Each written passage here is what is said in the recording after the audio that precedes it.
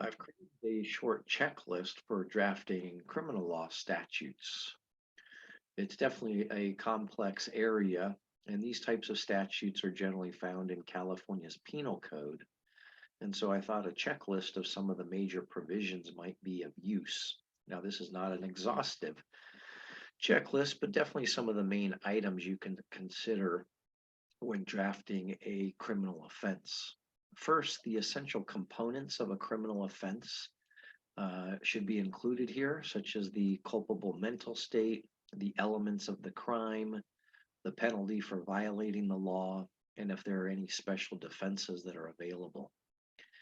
Second item is in terms of the culpable mental state for the criminal offense, that needs to be specified in statute by using a recognized culpable mental state, such as purposely, knowingly, recklessly, negligently, or some form of strict liability. Most states do not use the following mental states: intentionally, willfully, or fraudulently. The third item on the checklist is that the elements of the criminal offense need to be established clearly in statute, including the conduct, the act or omission by the actor, the result, meaning the consequence of an act or an omission by the specified actor, and any attendant circumstances, such as the facts that are required to exist for the offense to be committed.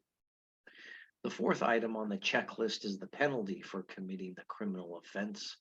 You need to set it forth and whether it's a felony or a misdemeanor, whether it's subject to jail time or financial penalty or some combination. Fifth is any special defenses need to be specified in statute, such as an affirmative defense. You designate an affirmative defense and that the defendant has to prove it generally by a preponderance of the evidence.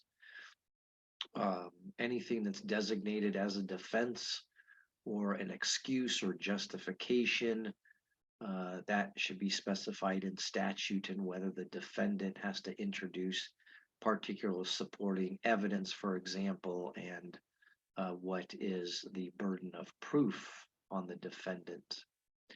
Now, while this is not an exhaustive list, these are certainly some of the main principles that a bill drafter considers when he or she is drafting a criminal statute.